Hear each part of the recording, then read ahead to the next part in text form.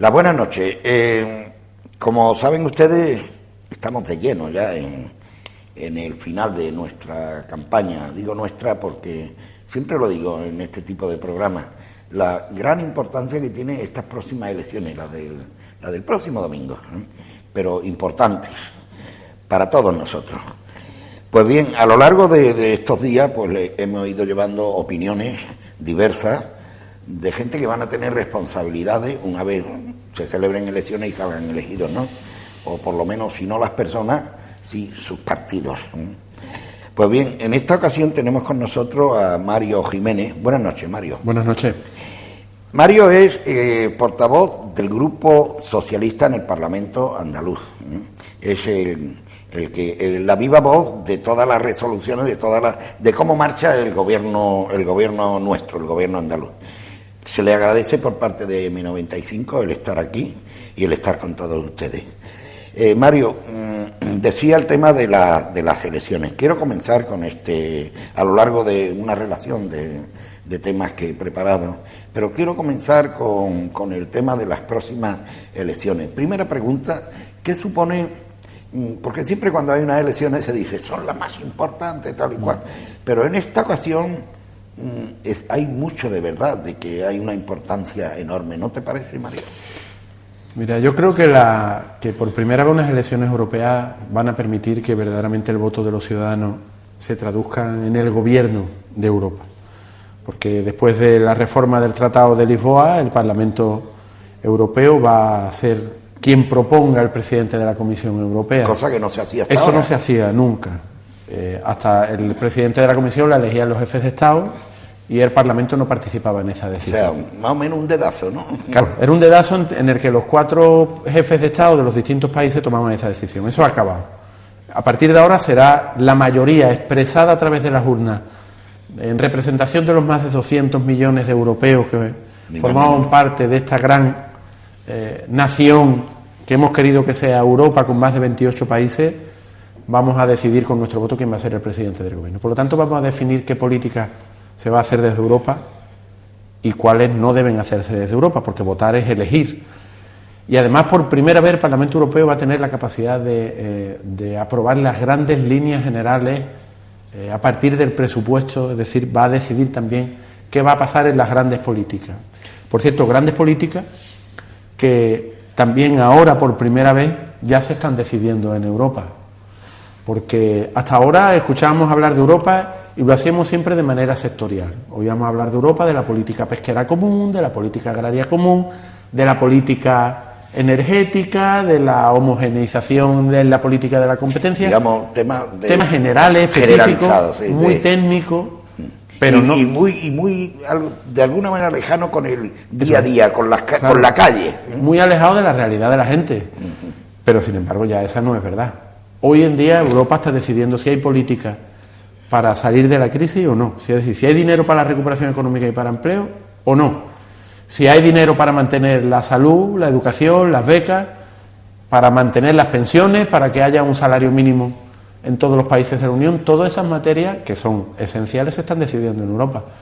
Y nosotros hemos necesitado en estos años de crisis, hubiéramos necesitado una Europa que hubiera aprovechado su riqueza, que la tiene, que Europa es un territorio rico, que hubiera aprovechado su riqueza para ayudar a los países que hemos tenido dificultad. Y si Europa se hubiera implicado solo un poco, la situación de España no sería la que tenemos en este momento. No tendríamos 6 millones de parados, ni tendríamos la situación de recorte y de pérdida de derechos que hemos tenido en este tiempo. Por eso nosotros lo que queremos es cambiar esa realidad, porque sabemos y queremos que el gobierno de Europa de verdad se implique en la recuperación económica y en la creación de empleo, que es lo primero, lo fundamental, lo indispensable. Y después queremos que Europa aproveche su riqueza para consolidar en todos los países de la Unión un estado del bienestar europeo, es decir, que todos los ciudadanos hayan nacido donde hayan nacido, en el país que hayan nacido o en la familia que hayan nacido, tengan las mismas oportunidades, las mismas posibilidades de acceder a unos estudios superiores, las mismas posibilidades de acceder a una sanidad pública, las mismas posibilidades de jubilarse cuando alcance la edad para ello, las mismas posibilidades, en definitiva, de desarrollar una empresa, de poner en marcha un proyecto empresarial, la igualdad de oportunidades. Eso por primera vez se puede conseguir con el voto de los ciudadanos. Por eso estas elecciones son muy importantes, porque este voto puede cambiar la Europa de los recortes a la Europa de la recuperación económica, la Europa del desempleo a la Europa del empleo, la Europa de la pérdida de derechos sociales y de derechos civiles a la Europa que de verdad garantice esos derechos. Para eso queremos nosotros el voto, para cambiar esa realidad. En este tema el Partido Socialista, conjuntamente con el mundo socialista europeo, dentro del grupo socialista europeo, tendrá, digamos, ese programa necesario para, digamos, todas las partidas sociales estén, digamos, a la altura de las circunstancias. Quiere decir que el reparto sea equitativo y que las desigualdades pues vayan aminorando o se vayan igualando, ¿no? Pero hay una cosa que se pregunta también muchos ciudadanos. Para hacer todo esto hace falta dinero. Y ese dinero, a través de programas económicos que supongo yo, el Partido Socialista Europeo y por ende el nuestro, el español, tendrá las previsiones suficientes, ¿no? Claro. Nosotros llevamos por primera vez un programa electoral igual para toda la Unión.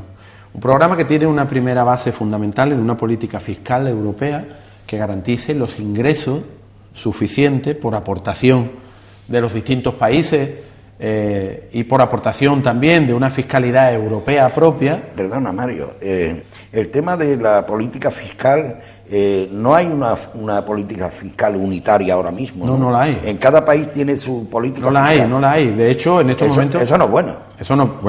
Eso está produciendo, por ejemplo, que algunos países que han pasado por una situación de crisis económica, como Irlanda, haya decidido tirar por los suelos los impuestos a las empresas para llevarse de otros territorios de la Unión Europea empresas allí, para que coticen allí como si fueran una especie de paraíso fiscal. A jugar con ventaja, ¿no? Claro, pero al final está siendo una trampa, porque nos estamos haciendo una trampa a todo el mundo. Por eso nosotros pedimos que haya una sola política fiscal en Europa que garantice los ingresos necesarios para financiar dos líneas fundamentales. Una primera línea tiene que ver con una política, un gran plan de empleo y de inversión pública para toda la Unión Europea, que rebaje sensiblemente esa cifra de 26 millones de desempleados, de los cuales 6 millones están en España. Por desgracia. 6 millones. Eso que a Mariano Rajoy le produce satisfacción y dice que está contento de las cifras del desempleo, lo cual es muy duro escuchar a un presidente del gobierno que tiene 6 millones de parados a su cargo. De esos 6 millones suman 20 más en todo el territorio de la Unión. Nosotros por eso queremos que con ese dinero, lo primero, un gran plan de empleo para toda Europa, especialmente que incida en el desempleo juvenil y en el parado de larga duración, que invierta que meta recursos en un gran programa de inversión pública y de modernización del tejido productivo y del tejido físico de la Unión Europea para crear empleo, para que el dinero de Europa sirva para crear empleo. En esa misma pata económica, dinero para financiar la economía, no para tapar los agujeros de los balances de los bancos, no solo para eso, que es lo único que ha hecho hasta ahora Europa y no sirve porque además el dinero no está llegando a las empresas y si el dinero no llega a las empresas cierran y se destruye más empleo. Por lo tanto, un gran programa de inversión, un gran programa para hacer llegar dinero a las empresas y después dinero para homogeneizar en todo el territorio de la Unión los derechos fundamentales de los ciudadanos de la Unión. Nosotros queremos un salario mínimo interprofesional en toda Europa.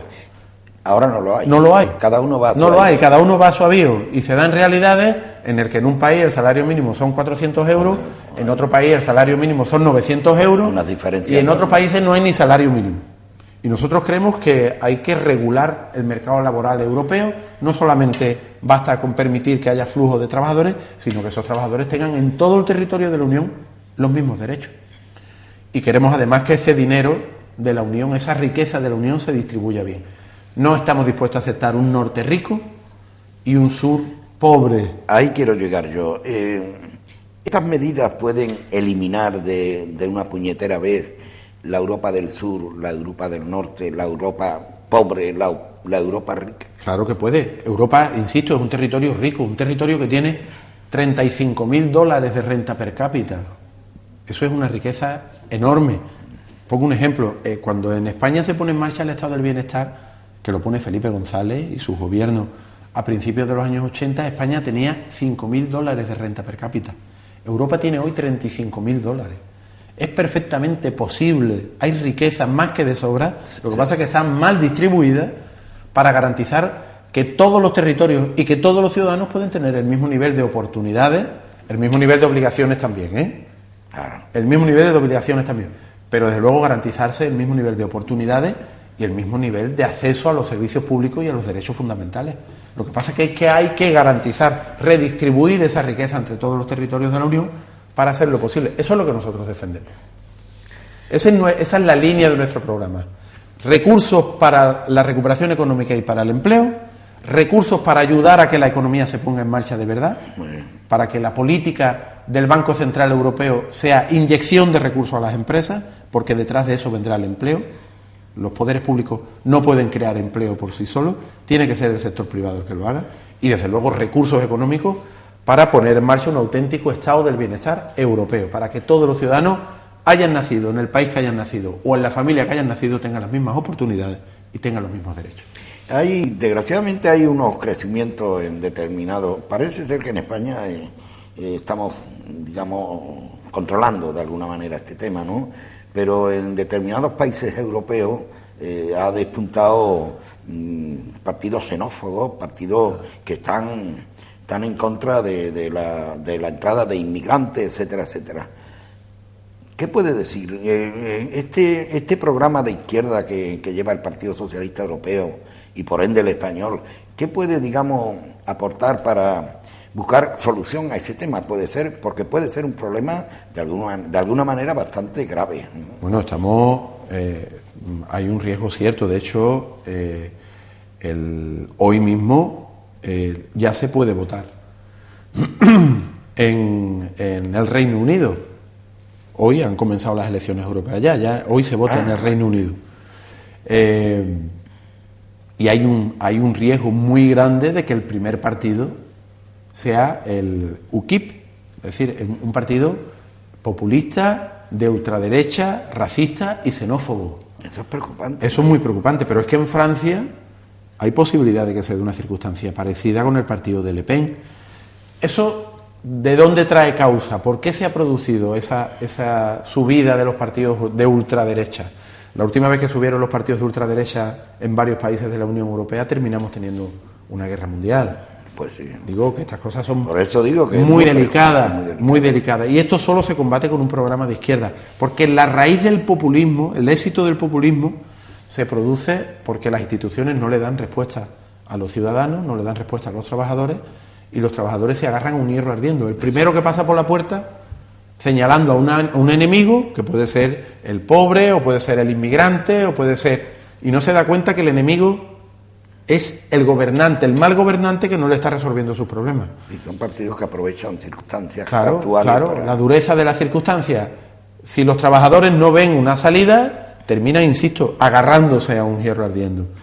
Por eso la manera de vencer ese populismo y esa ultraderecha es con un programa de empleo en toda Europa, que es lo que propugna el Partido de los Socialistas Europeos. La única manera de parar a la ultraderecha en Europa, y es muy importante parar a la ultraderecha en Europa, es con un programa de izquierda que se impulse para toda la Unión Europea. Y el único partido que puede hacerlo, porque las otras izquierdas no tienen la fuerza suficiente, están disgregados en distintos grupos parlamentarios, no tienen un programa común, no tienen un proyecto posible y real, amplio, que de verdad sirva para generar riqueza y para repartirla,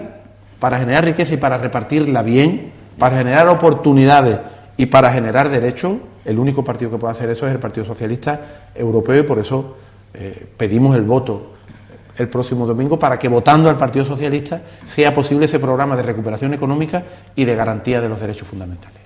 Mario Jiménez, una voz importante dentro de nuestra comunidad, portavoz del Partido Socialista Obrero Español en el Parlamento andaluz, partido que gobierna nuestra comunidad conjuntamente con Izquierda Unida.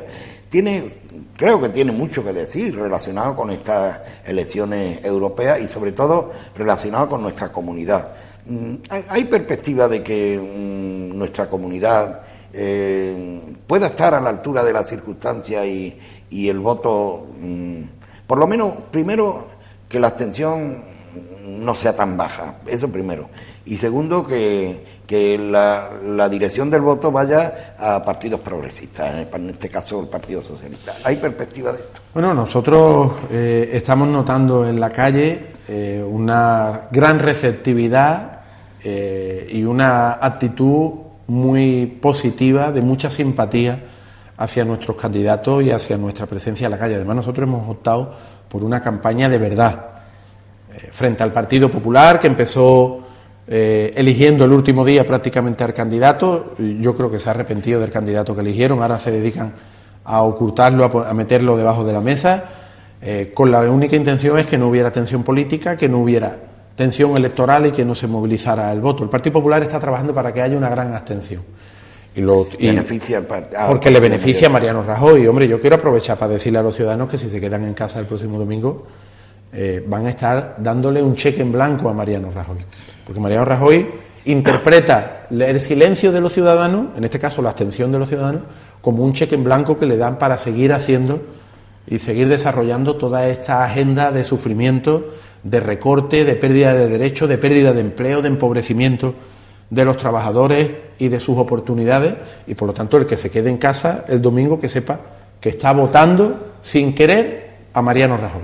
Y yo creo que eso puede ser muy malo, porque Mariano Rajoy, si siente respaldado su política, va a dar una segunda vuelta de tuerca a toda esa agenda de sufrimiento, de recortes y de reformas dañinas que ha puesto en marcha en España. Nosotros por eso estamos trabajando a pie de calle, calle a calle, casa a casa, pueblo a pueblo, buscando precisamente que haya una gran movilización, una gran participación el próximo domingo y que la gente vaya a votar. Ya eso es en sí mismo un éxito. Pero claro, queremos que ese voto además sea un voto útil, un voto de cambio, un voto que sirva para cambiar Europa y que empiece a cambiar desde Europa la realidad de España. El único voto de cambio posible, con fuerza, que de verdad puede llevar una política de izquierda al Parlamento Europeo, es del Partido Socialista. Yo creo que en Andalucía va a haber un respaldo muy importante al Partido Socialista en nuestra comunidad autónoma, porque los ciudadanos aquí tienen un reflejo diario de un gobierno que claramente se ha plantado contra la agenda de la derecha, se ha plantado contra esa agenda de recorte. Nuestra presidenta se ha puesto claramente contra la crisis y contra las políticas que el gobierno del Partido Popular está haciendo, que no hacen nada más que agravar las consecuencias de la crisis. No hay un gobierno en España que esté impulsando tantas políticas de empleo, tantos programas de empleo como el gobierno de la presidenta Susana Díaz. Más de 700 millones de euros desde que Susana... El reciente que se ha aprobado hace escasos días. Hace muy poco, sí. Pero ya suman 700 millones de euros. ¿De qué cantidad era? Estos son 200 millones de euros que el gobierno de la Junta de Andalucía, con presupuestos propios, porque de Madrid Mariano Rajoy ha decidido que no venga ni un céntimo de euro. ¿Pero eso es real? Eso es totalmente real. De hecho, va a llegar a cada municipio. Al municipio de Marbella van a llegar 1.800.000 euros. ¿Eso viene de fondo europeo? No, eso viene de fondo... Bueno, tiene una parte de financiación de programación europea, pero es de administración directa de la Junta de Andalucía.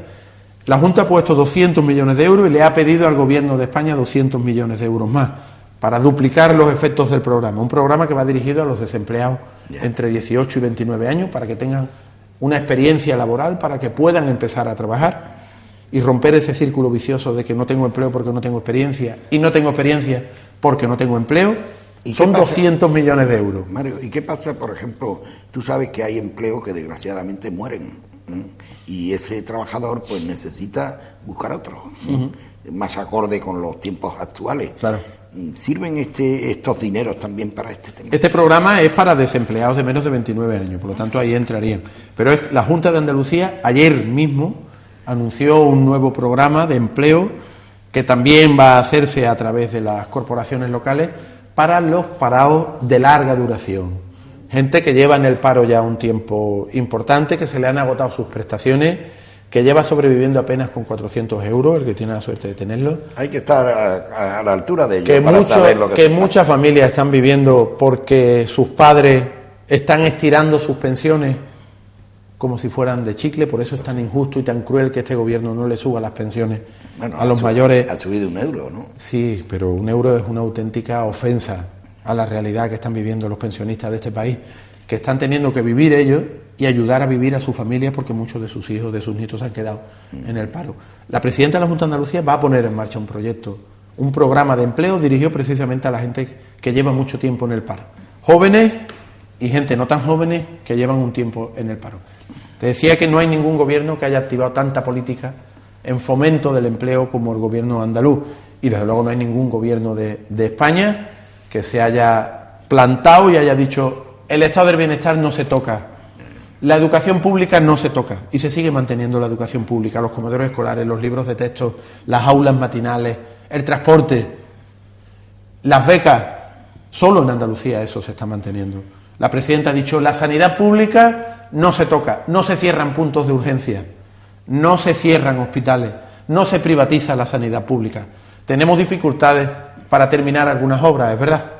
Tenemos dificultades para terminar algunas obras que estaban en marcha. Pero lo que hemos decidido es que no se cierran los servicios públicos. A lo mejor no podemos poner ladrillos, pero sí seguimos poniendo vendas, curando, operando, atendiendo a los enfermos crónicos, con todos los programas de salud y de salud asistencial, con la atención primaria, con la atención hospitalaria. Eso está asegurado. Solo en Andalucía está asegurado. Fuera de Andalucía ya no existe el estado del bienestar en España. Eso también tienen que saberlo los ciudadanos, que muchas veces piensan que no ha cambiado nada. No ha cambiado aquí, pero que le pregunten a la gente de Madrid, de Valencia, de Castilla y León, de Castilla-La Mancha, donde se han cerrado hospitales. O sea, hay unas diferencias, ¿no? Una diferencia enorme.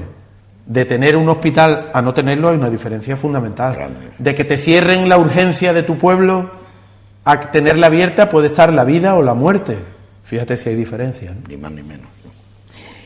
Mario, y yo tengo que, porque quiero aprovechar, abusando un poquito de tu presencia, un tema eminentemente local, pero quiero preguntarte, como es lógico, ¿no? Hay determinadas actuaciones o pronunciamientos por parte del Partido Popular, todo hay que decirlo, ¿no?, de que la Junta de Andalucía pues no le tiene mucho cariño a nuestra ciudad, a Marbella, ¿no? Y lo digo por el tema de las grandes inversiones o las inversiones importantes que necesita Marbella, y eso lo digo yo, no lo dice el Partido Popular, lo digo yo, y que no terminan de cuajar, valga la expresión, ¿no? Me refiero, por ejemplo, al tema del hospital, la terminación de la obra del hospital comarcal, el tema del puerto de la Bajadilla, el tema del Palacio de Justicia, remozar los ambulatorios, que tenemos 3, algunos de muy antiguos, el tema de los colegios, que no está todavía. Quisiera saber, como portavoz del gobierno andaluz, quisiera saber, primero, lo que te dije al principio, la opinión que tiene el gobierno andaluz con relación a nuestra ciudad, a Marbella. No hay que olvidar, una ciudad puntera, una ciudad que tiene mucho que decir en nuestra comunidad, que aporta mucho, que ayuda mucho, y que no estaría mal que recibiera algo. Quisiera saber la opinión de María. Mira, Pepe, si la Junta de Andalucía le tuviera entregado recursos a todas las ciudades de nuestra comunidad autónoma, como se los tiene entregado a la ciudad de Marbella, con 100 millones de euros que la Junta entregó a la ciudad de Marbella, el gobierno de Andalucía no tendría un céntimo de euro para poder administrar.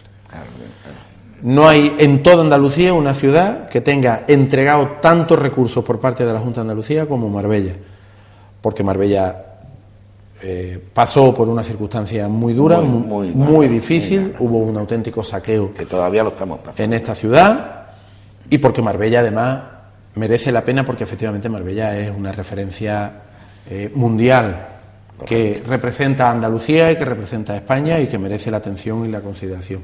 Marbella es un símbolo en el sector turístico español, es una ciudad que merece toda la atención del mundo en ese terreno y que por todas estas razones, ya te digo, tiene la mayor aportación de la Junta de Andalucía a un municipio, de todos los municipios andaluces, incluidas las capitales de provincia, la tiene Marbella.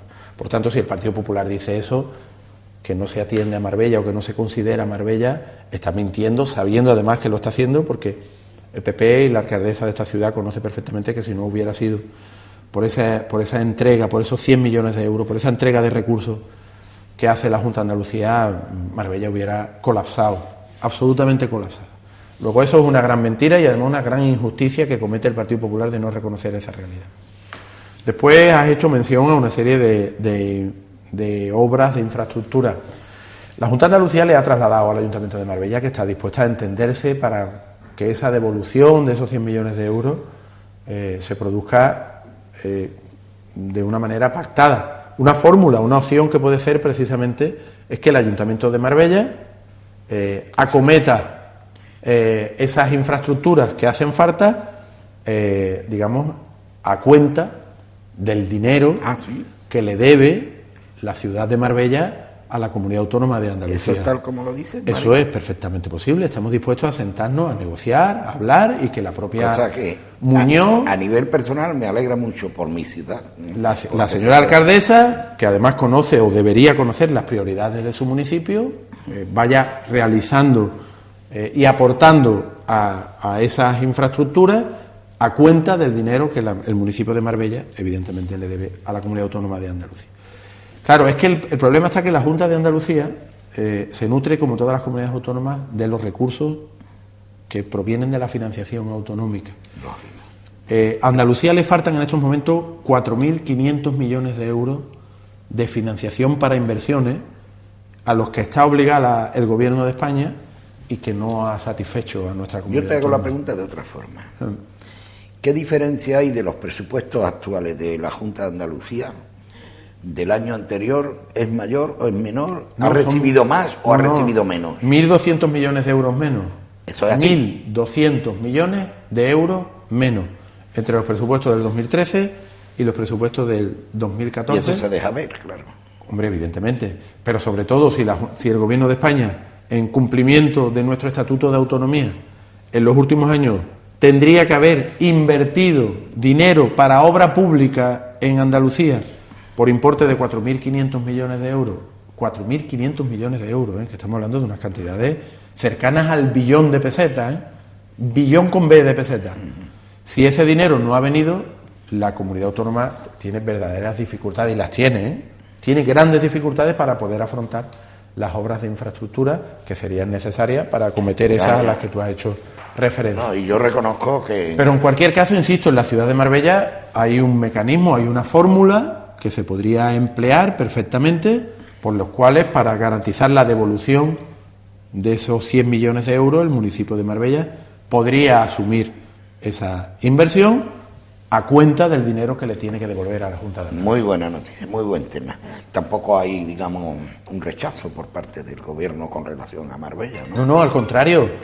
El plan Cualifica, que es un programa precisamente que busca invertir en los grandes símbolos turísticos de nuestra comunidad autónoma, se está manteniendo en estos momentos, y que ha significado inversiones en el entorno de los 25 millones de euros en el municipio de Marbella, se está manteniendo exclusivamente de los recursos de la Junta de Andalucía. El Gobierno de España, ese al que la señora Muñoz le hace la ola todos los días, incluido a su presidente Mariano Rajoy, se ha retirado del Cualifica.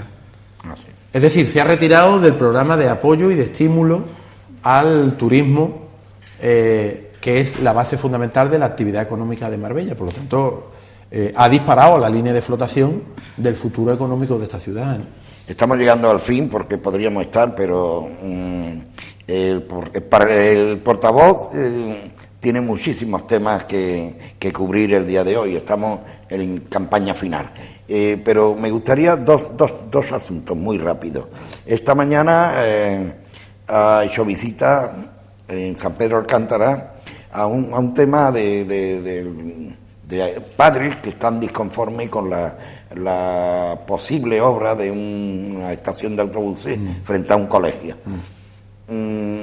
¿Qué piensa de esto? ¿Qué opinión ha sacado de todo esto? La opinión es que la alcaldesa de Marbella no escucha.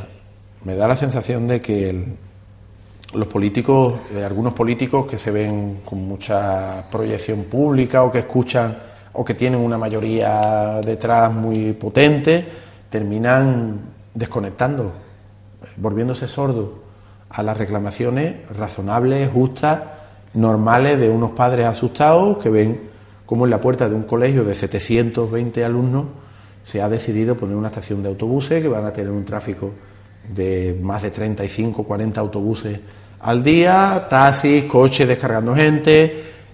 Y un trasiego que desde luego preocupa en términos de seguridad y en términos de salud de los niños. Yo creo que es una reclamación justa, cuando hay otras alternativas, otros espacios donde se pueden poner también la estación de autobuses. Parece ser que no solo además los padres, sino de asociaciones de taxistas, colectivos vecinales, 21, empresarios 21 de la zona, 21 colectivos, efectivamente, han dicho, mire, señora alcaldesa, que por supuesto hay que construir una estación de autobuses en San Pedro, pero no la ponga usted en la puerta de un colegio que se juega con la seguridad y con la salud de 700 niños. Desplácelo usted 800 metros para allá, 800 metros para acá. Me decían los representantes de los padres esta mañana que le han llegado a proponer hasta 5 emplazamientos alternativos, y parece ser que la soberbia de la alcaldesa de Marbella no le permite escuchar esa sugerencia, y se puede encontrar con una sorpresa la señora Muñoz, porque cuando unos ciudadanos normales saben y entienden que le acompaña la razón y el sentido común, que lo que están pidiendo es justo, que lo que están pidiendo va en beneficio del colectivo, de la colectividad, y no se le escucha, la gente termina haciéndose oír siempre. Mire lo que le pasó al alcalde de Burgos, ¿no? En Burgos. Mire lo que le pasó al alcalde de Burgos, otro ejemplo de alcalde del PP soberbio que se creía que no tenía que escuchar a nadie. Aquel proyecto se acabó, el Gamonal se acabó. Y dice que cuando vea las barbas de tu vecino quemar, por las tuyas remojar. Bueno, que escuche. Yo lo que le pido a la alcaldesa de Marbella es que escuche a los padres y a las madres, a los vecinos y a los ciudadanos de ese entorno, y que le dé un emplazamiento alternativo a esa estación. Mario Jiménez, estamos terminando y te pido que te dirijas a la audiencia para el por qué votar al Partido Socialista en estas próximas elecciones europeas. El próximo domingo los ciudadanos de Europa tenemos la posibilidad enorme de cambiar el destino de nuestros países y de nuestras familias con nuestro voto. Nosotros queremos cambiar Europa y para eso pedimos el voto al Partido Socialista. Queremos que Europa utilice su riqueza, su enorme riqueza, y la ponga al servicio de la recuperación económica y del empleo. Queremos que la inmensa mayoría del presupuesto europeo se emplee precisamente en un gran plan de empleo europeo, en un gran plan de inversiones y de apoyo a la pequeña y mediana empresa y a los sectores productivos, para que se cree empleo, para que todos los ciudadanos europeos que están en estos momentos en el desempleo, para que los 6 millones de desempleados españoles tengan la oportunidad de volver a encontrar un puesto de trabajo y por lo tanto puedan sacar con normalidad y con tranquilidad a sus hijos adelante. Queremos pedir el voto para el Partido Socialista para que un gobierno socialista haga posible la recuperación económica y el empleo, y haga posible también la constitución en toda Europa, aprovechando la riqueza de la Unión Europea, de un auténtico estado del bienestar europeo, para garantizar que todos los ciudadanos de Europa puedan acceder de la misma manera, con los mismos parámetros, en igualdad de condiciones, a la sanidad pública, a la educación pública, a una jubilación en condiciones, a la ley de la dependencia, a un salario mínimo que sea un salario de dignidad. En definitiva, lo que queremos es trabajar y hacer posible la igualdad de oportunidades entre todos los ciudadanos de Europa. Que no haya una Europa rica en el norte y una Europa pobre en el sur. Que todos los ciudadanos de Europa hayan nacido en el país que hayan nacido en la familia que hayan nacido, tienen que saber que con un gobierno socialista en Europa tendrán muchas más posibilidades de encontrar un puesto de trabajo, porque esa va a ser la tarea del gobierno europeo, y desde luego tendrán garantizados los derechos fundamentales desde el punto de vista social, salud, educación, pensiones, cobertura de desempleo y derechos civiles que en estos momentos están en peligro en Europa. Mario, agradecido la visita a estos estudios de Mi95, desearte buena suerte y que vaya todo bien. Muchas gracias. Gracias a vosotros y enhorabuena por el trabajo que hacéis. Gracias. Las gracias a todos ustedes por seguirnos. Las buenas noches y buena suerte.